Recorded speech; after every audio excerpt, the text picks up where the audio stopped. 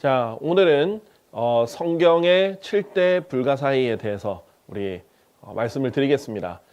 자, 불가사의라는 말이 이제 믿을 수 없을 만큼 굉장히 놀랍다라는 뜻이에요.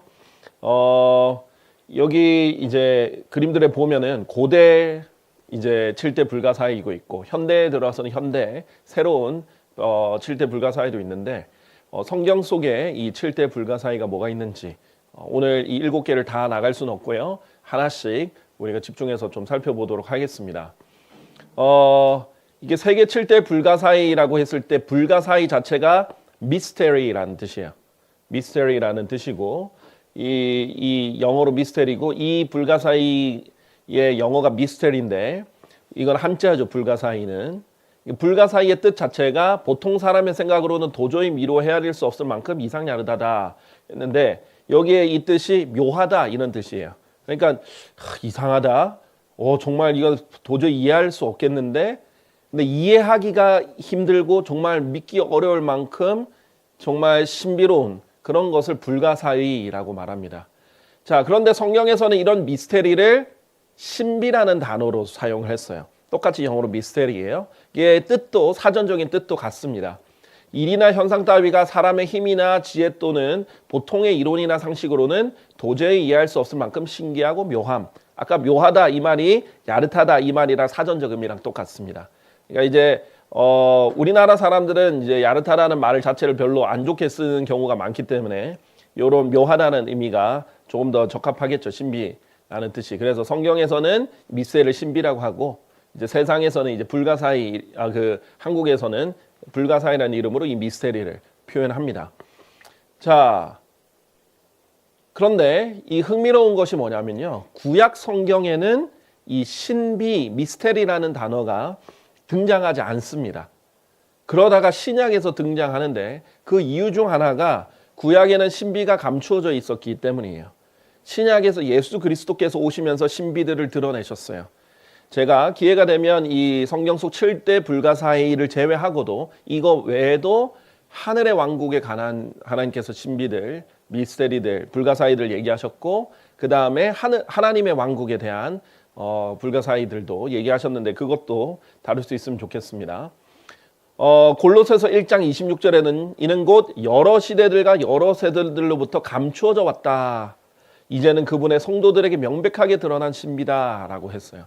그러니까 감춰졌다가 이제 밝혀졌다라고 얘기를 하죠. 자, 그래서 이 성경 속에 있는 7대 불가사의를 지나가기 전에 이제 들어가기 전에 여기서 잠깐 살펴봐야 될 게 이 신비란 단어가 이 개역 성경에서는 이제 비밀이라는 단어로 오역이 되어 있어서 이제 큰 문제가 됩니다. 그래서 자, 신비란 단어 나올 때마다 늘 말하죠. 비밀이 되어서는 안 된다. 왜 그러느냐? 이 디모데전서 3장 16절에 아주 중요한 말이 나오는데 경건의 신비는 논란의 여지 없이 위대하도다. 하나님께서는 육체로 명백하게 나타나셨고 쭉 얘기하면서 세상 속에 믿어지셨고 영광 속으로 들려 영접받으셨도다. 이분이 예수 그리스도잖아요. 그러니까 성경을 아는 사람은 누가 봐도 이분은 예수 그리스도예요. 그래서 하나님께서 육체로 나타나신 분이 예수 그리스도다. 근데 이것이 너무 신비로운 일이에요. 이제 교회를 오래 다닌 분들에게 너무 당연하게 받아들여지지만 그러니까 신비는 정말 이해할 수 없을 만큼 놀라운 일이에요. 하나님이 육체로 나타나셨다는 게 지금 우리에게 익숙해졌을 뿐이지 얼마나 놀라운 일이에요. 상상할 수 없을 만큼 놀라운 일이에요. 창조주 하나님이 인간으로 육체로 나타나셨다는 게. 자, 그런데 이 개역 성경에서는 크도다 경건의 비밀이여 라고 했어요. 그러면 비밀은 어떻게 해야 돼요? 꼭 입을 다물고 절대 발설해서는 안 되는 거예요. 비밀을 발설하면 오히려 죄가 됩니다. 그렇죠? 그런데 신비로운 것은 얼마든지 얘기를 할 수 있는 거예요. 하나님께서는 이러한 내용을 우리가 전하고 얘기하기를 원하시지 꼭 입을 다물고 비밀로 간직하기를 원하시는 게 아니에요. 그래서 비밀은 결코 발설하면 안 되는 일이지만 예수님께서 하나님이 육체로 명백하게 나타나신 분이라는 것은 신비로운 일이지 비밀이 아니고 오히려 멀리 전파해야 되는 일입니다. 자, 그러면 우리 오늘 첫 번째 이 신비를 볼 텐데요. 이 첫 번째 신비에 대한 이름을 얘기하기 전에 일단 첫 번째 신비라고 얘기해 볼게요. 특성을 살펴볼 건데 이 고린도전서 15장에 등장합니다. 내가 너에게 한 신비를 제시하노라 여기서 등장하는데 이 내용을 보완하면서 동시에 같이 설명하는 것이 데살로니가전서 4장이기 때문에 이 부분도 함께 비교해가면서 설명하겠습니다.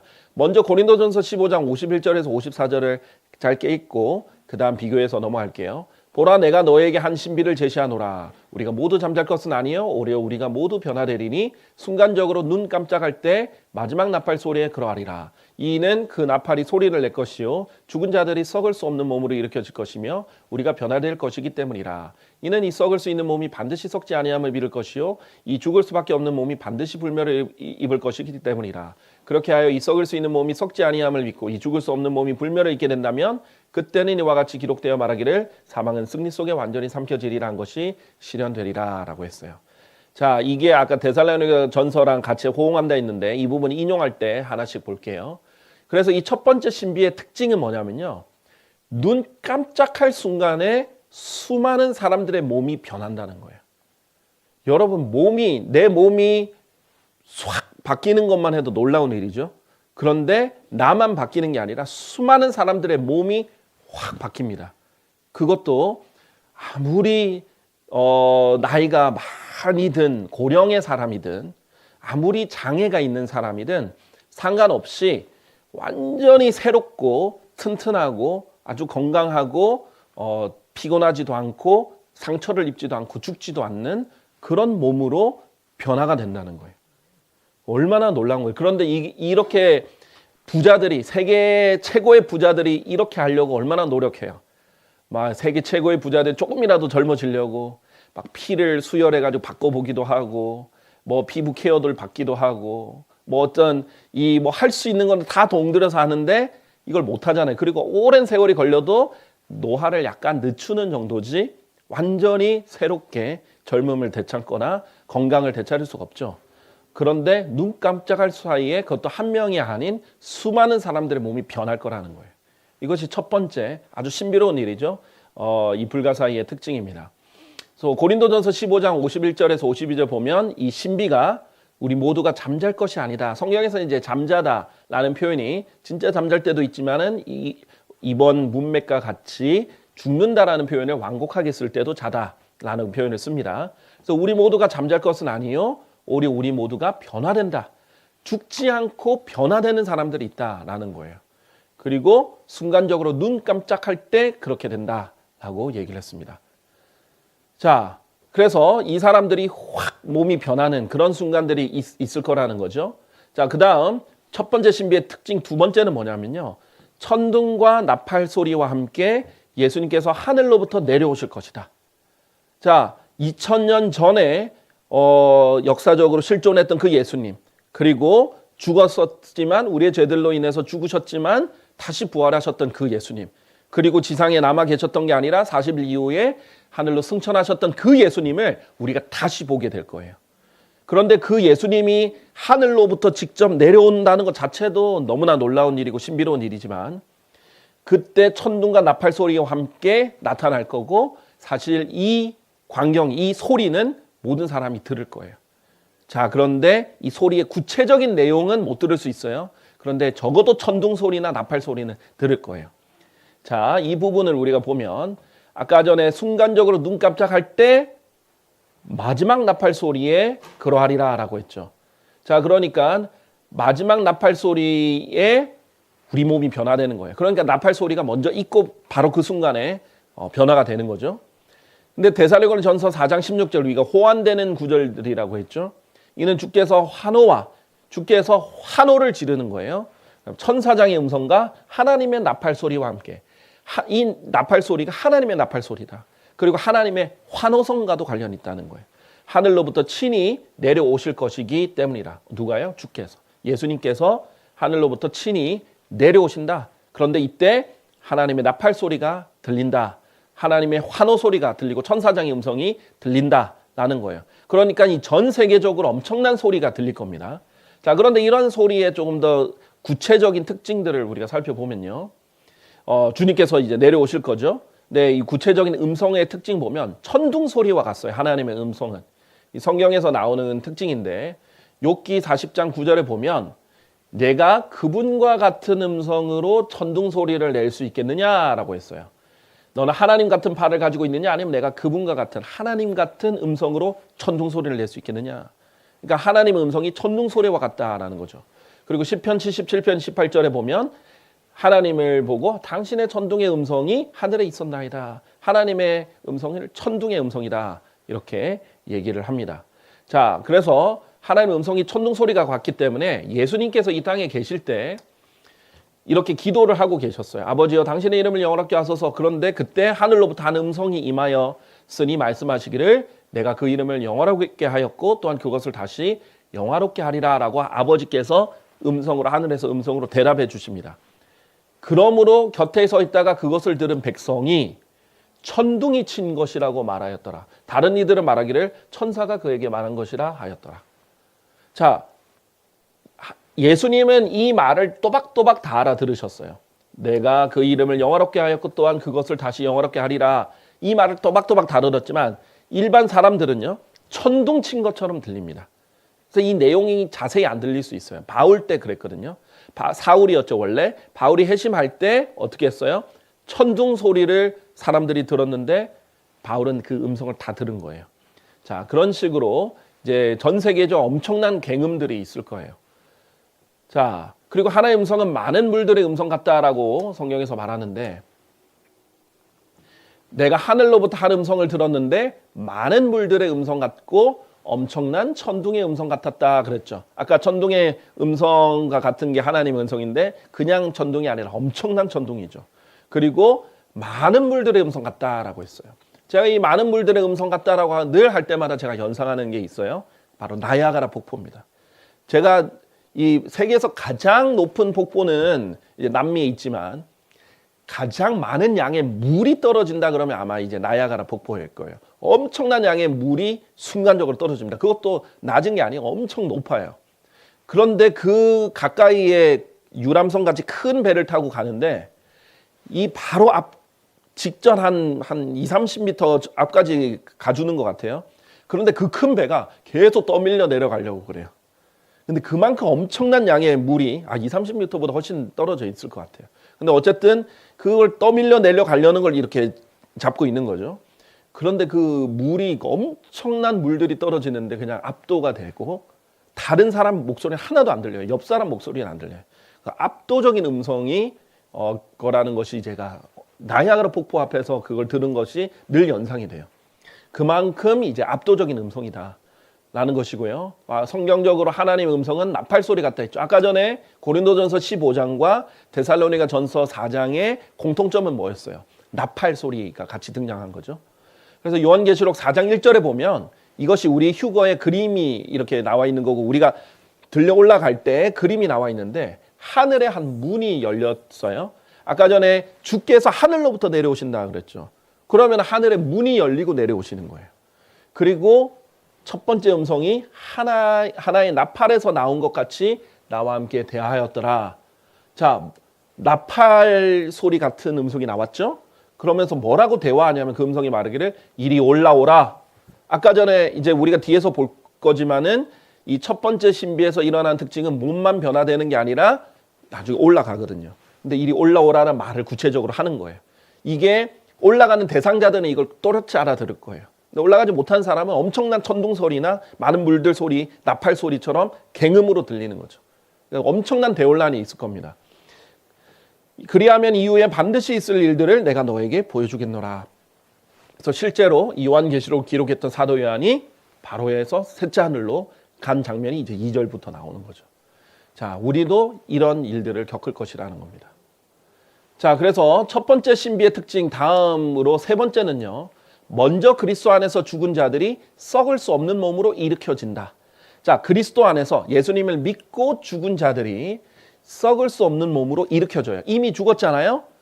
그러나 몸은 이미 썩었겠죠. 그런데 썩을 수 없는 몸으로 입고 다시 올라갈 수 있다는 거예요. 자, 고린도전서 15장 52절을 보면 이는 그 나팔이 소리를 낼 것이요. 그렇죠? 소리 내면 어떻게 돼요? 죽은 자들이 썩을 수 없는 몸으로 일으켜진다라고 했어요. 그래서 썩을 수 있는 몸이 반드시 썩지 아니함을 잊게 된다. 그리고 죽을 수밖에 없는 몸이 반드시 불멸을 입을 것이다. 그래서 불멸이에요. 썩지 않고 불멸하는, 나이 들어가지 않는다 이 말이에요. 점점 피곤해지지 않는 몸이다 이거예요. 그리고 이 사람의 몸이 썩어간다는 증거가 있죠. 나이가 들어가는 것도 그렇고 냄새가 나는 것도 그렇고 몸에서 나오는 것들은 다 냄새 나잖아요. 그렇죠? 뭐 눈곱부터 시작해서 침이든 그 귀지든 모든 것이 냄새가 나잖아요. 근데 그런 썩어가는 증거거든요. 냄새가 나는 게. 그런데 음식 썩는 것처럼 근데 썩지 않는다 이거예요. 그리고 불멸 죽지 않는다 이거예요. 이것을 입게 된다. 그래서 예수님을 믿었던 사람들이 부활을 하는 이때 일어납니다. 지금까지 2000년 동안 약 2000년 동안 수많은 그리스도인들이 예수님을 믿고 죽었는데 그 중에는 박해를 받았고 여러 가지 핍박을 받으면서 고난을 당하고 그러 죽은 사람도 있을 거고 평안하게 죽은 사람도 있을 거고 다양한 사람들이 있겠지만은 그 사람들이 먼저 썩을 수 없는 몸으로 일으켜진다라는 것이 세 번째 특징이에요. 그래서 데살로니가전서 4장 14절에서 16절에 보면 만일 예수님께서 죽으셨다가 다시 일어나신 것을 우리가 믿는다면 우리에게 가장 기본 신앙이죠. 그리스도인들에게는 예수님께서 죽으셨다가 다시 일어나셨다. 그렇죠. 부활의 신앙을 믿는 거예요. 이것을 믿으면 이만큼 확실한 것이 바로 이 첫 번째 신비라는 거예요. 이것을 우리는 휴거라고 말합니다. 왜 그렇게 말하는지는 뒤에 설명할게요. 바로 그처럼 하나님께서는 예수님 안에서 자고 있는 자들, 아까 전에 자는 것이 죽는 것과 관련이 있다고 했죠. 역시 그분과 함께 데려오실 것이다. 무슨 말이냐? 부활 전에 예수님이 이들을 데려오는 것이 먼저예요. 그러니까 예수님께서 하늘로부터 내려오시는데 이때 주님 안에서 자고 있던 자들을 함께 데려오신다는 거예요. 왜? 이들의 몸은 썩어서 땅에서 썩어졌지만 혼은 이미 예수님과 함께 있었던 거예요. 그러니까 이 죽은 자들의 혼을 먼저 데리고 옵니다. 그러면 데리고 오시면 이 자들이 땅에서 부활하는 몸, 썩지 아니할 몸을 입습니다. 그리고 부활해서 올라가는 거예요. 그래서 그리스도 안에서 죽은 자들이 먼저 살아난다라고 했어요. 순서가 있습니다. 죽은 자들이 먼저 살아나고 그 다음에 살아있는 자들이 살아난다는 거예요. 자, 그래서 이런 정말 죽은 자들이 부활하고 이렇게 올라가고 승천하는 모습들이 있을 거예요. 근데 생각해 보세요. 이 지금 죽은 자들뿐만 아니라 살아있는 자들도 나중에 변화돼서 올라갈 건데 갑자기 수많은 사람들이 변화돼서 올라간다고 생각해 보세요. 어떻게 되겠어요? 대혼란이 있겠죠. 차도 혼란이 있을 거고 이렇게 운전하는 수많은 사람들이 사라졌을 거고 비행기도 추락도 할 거고 황해도 멈출 수도 있는 것이고 다양한 혼란이 있는데 그때 엄청난 계금들이 있는 거죠. 그러니까 전 세계 사람들이 이 일을 모를 수가 없어요. 모두가 알게 됩니다. 그리스도인들만 성경에 미리 기록되어 있던 대로 믿었기 때문에 놀라운 일이 아니에요. 바라던 소망입니다. 그래서 성경에서는 이것을 소망이라고 해요. 그러나 세상 사람들, 모르는 사람들, 믿지 않는 사람들 어떻게 돼요? 엄청 놀래게 되겠죠. 그러면서 그때 무슨 일이야? 벌벌벌 떨게 될 겁니다. 제 이 촬영하는 날 기준으로 보면 어제 계엄령이 떨어졌어요. 얼마 안 돼서 금방 사라졌죠. 근데 그 계엄령이 짧게 떨어졌다는 것만으로도 많은 사람들이 불안에 떨었다는 거예요. 근데 이게 아니라 전 세계적으로 이런 일이 일어나면 얼마나 많은 사람들이 불안에 떨겠어요. 자, 첫 번째 신비의 특징 네 번째 보면 그 다음 그리스도 안에 살아남아 있는 자들이 변화되어 함께 구름들 속으로 붙들려 올라가 공중에서 예수님을 만날 것이다. 왜 이제 그림들이 다 자꾸 올라가는지 알겠죠? 살아있는 이제 예수님을 믿고 있는데 살아남아 있는 사람들이 있잖아요. 우리처럼. 그러면 변화되는 건 죽지 않았으니까 부활의 몸을 입는 게 아니라 이 썩을 몸이 바뀌는 거예요. 옷 갈아입듯이 변화됩니다. 그리고 구름들 속으로 붙들려 올라가서 공중에서 예수님을 만날 것이다. 그래서 이 재림, 예수님의 다시 오심의 또 다른 이름이 공중재림이에요. 왜냐하면 여러분 헷갈리지 말 것, 예수님 다시 오실 때 공중에 오셔서 우리를 데려가시거든요. 이게 공중재림인데 나중에 예수님은 지상에, 이 땅에 내려오실 거예요. 그럼 이걸 지상재림이라고 합니다. 공중재림과 지상재림은 다른 거예요. 자, 데살로니가전서 4장 17절에 보면 그 다음에 살아서 남아있는 우리도 구름들 속으로 그들과 함께 붙들려 올라가 공중에서 주를 만나리라. 그 다음에 우리가 순서가 먼저는 죽은 자들이 먼저 살아나고 그리스도 안에서, 그리고 두 번째는 그리스도 안에서 살아남은 우리가 구름들 속으로 그들과 함께, 근데 부활한 사람들과 함께 이제 싹 올라가는 거죠. 그 다음에 공중에서 주를 만날 것이다. 주님은 지상에 오신 게 아니라 공중에 오셨거든요. 거기에서 만나가지고 가는 거예요. 자, 이런 일들 벌어질 겁니다. 그러니까 근데 이게 눈 깜짝할 새 이루어지는 거죠. 아주 순식간에 일어나는 거예요. 근데 이것을 요즘 현대 기술들을 보면 사진들이 촬영되기도 하겠죠. 찍히기도 하겠죠. 뭐 동영상이 찍혀 있을 수도 있고, 그러면 이제 느리게 돌려보면 보일 수도 있고, 뭐 사진이 찍힐 수도 있고, 다양한, 요즘에는 뭐 CCTV도 있고 다양하게 있지 않습니까? 사람들이 경악을 할 거예요. 그리고 성경이 진리라는 걸 그때 알게 될 겁니다. 근데 그때 너무 늦었어요. 그때가 성경적으로 대환란의 시작입니다. 이 환란기, 7년 환란기의 시작이에요. 근데 이때라도 회개하고 이제 예수님 제대로 믿어보려는 사람이 있을 거예요. 근데 이때는 그 환란을 통과하면서 믿어야 되는 거예요. 그러니까 너무 늦었죠. 그때라도 우리 엄마가 이건 늘 말하던 건데, 우리 아버지가 얘기해 주던 건데, 우리 아들이 얘기해 줬는데, 우리 누나가 얘기해 줬는데, 이런 식으로 생각을 하거나, 어쨌든 우리가 지금 인터넷이나 뭐 책으로도 많이 나와 있잖아요. 성경책 자체가 있고. 그러면은 이것을 그래도 성령 안에서 답을 찾으려 하는 자들은 이게 하나님의 말씀이 진리구나 더욱더 알게 되겠죠. 그래서 사실 대환란 때 믿는 자들이 있는 거예요. 사실 그렇잖아요. 믿지 않는 자들만 남겨진 거잖아요. 사실 휴거 이후에는. 그럼에도 왜 믿는 자들이 많이 생겼는가? 그 이유 중에 하나가 휴거가 될 겁니다. 자, 휴거라는 말 자체가 뭐냐면은 rapture, 영어로 rapture이라는 뜻으로 라티오라는 라틴어에서 나온 건데, 독수리가 이렇게 팍 낚아채듯이 붙들어 가는 거예요. 그래서 붙들려 올라간다라는 거예요. 자, 우리의 스스로의 힘으로 우리가 공중부양을 할 수 있어가지고 올라가는 게 아닙니다. 예수님이 성령님의 능력으로 우리를 낚아채는 거예요. 끌려 올라가는 거예요, 진짜. 붙들려서 막 올라가는 거예요. 우리 안에 성령님이 계시거든요. 그 힘으로 우리가 붙들려 올라가는 거예요. 그래서 우리가 이제 휴거가 있게 됩니다. 얼마나 빠른 속도로 가야 되겠어요? 지상에 있는 그 어떤 것도 이렇게 빠른 속도는 없어요. 왜냐하면 순식간에 눈 깜짝할 때 일어나는 일이니까. 로켓도 그렇게 빨리는 못 갑니다. 자, 첫 번째 신비의 특징, 5번째.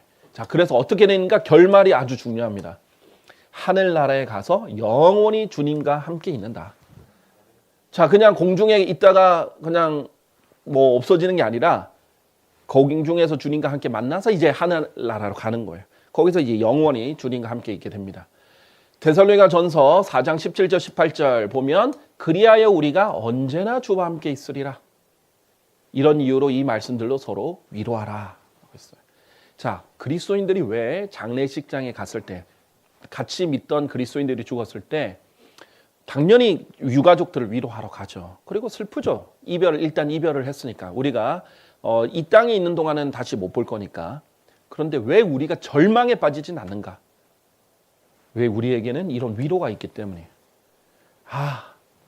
우리 아버지 하늘나라에서 만나서 영원히 함께 있을 수 있겠구나. 우리 어머니랑 내가 영원히 하늘나라에서 함께 있겠구나. 내 자식이랑 그렇게 있을 수 있겠구나. 이 위로가 있는 거예요. 그리고 누구보다도 먼저는 내가 이제 예수님 그렇게 내가 바라고 사랑했던 그 예수님과 이제 내가 영원히 있겠구나. 예수님 직접 신부이신 우리를 데려가시는 거예요. 그래서 우리를 자기가 마련한 집으로 데려가시는 거죠. 자, 이런 일들이 이제 첫 번째 불가사의, 즉 휴거의 신비라고 불리는 것에 일어납니다. 자, 결론을 제가 맺고 말씀드릴게요. 고린도전서 4장 1절에 보면 이렇게 말합니다. 모든 사람이 우리를, 사도 바울과 바울의 동력자들이죠. 우리를 그리스도의 사역자들이자 하나님의 신비들을 맡은 청지기들로서 그렇게 여기게 하라라고 했어요. 지금 바울과 동력자들은요, 그리스도의 사역자들이다. 이것이 이제 입증된 사람들이에요. 근데 그럼에도 불구하고 고린도 교회에서는 그렇게 의심하는 사람들이 있었어요. 그런데 이 사역자들로 여기게 하라 이렇게 하면서 뭐라고 말하냐면 하나님의 신비들을 맡은 청지기들이다 했어요. 성경에는 하나의 신비만 있는 게 아니에요. 오늘은 한 가지만 얘기했을 뿐이에요. 성경에는 다양한 신비들이 있습니다. 주로 우리가 7대 불가사의라고 해서 7개의 신비들만 있을 뿐만 아니라 하나님의 나라의 신비들과 하나님의 왕국의 신비들과 하늘의 왕국의 신비들이 또 따로 있어요. 그런 다양한 신비들이 성경에 있는데 이것을 우리가 맡았다. 우리가 청지기다. 청지기는 어떤 것을 잘 관수하고 맡고 맡겨진 것을 잘 보관할 뿐만 아니라 관리를 하는 사람이잖아요.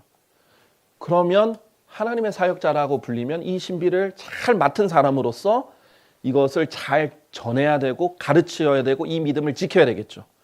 근데 너무나 안타깝게도 지금 요즘에는 너무나 많은 사역자들이 이 신비들을 모른 채 살아가고 있어요. 가르치지도 않을 뿐만 아니라 본인들도 모르고. 자, 그래서 우리가 세계 7대 불가사의는 알아도 성경의 불가사의를 모른다. 그러면 나는 아직 좀 청지기로서 아직 신실하지 않구나. 더 배워서 내가 이것을 신실하게 지켜가지고 사람들에게도 알려주고 전하고 이렇게 해야 되겠구나. 이렇게 생각하시면 좋겠습니다. 네, 오늘 강의는 여기까지 하도록 하겠습니다. 감사합니다.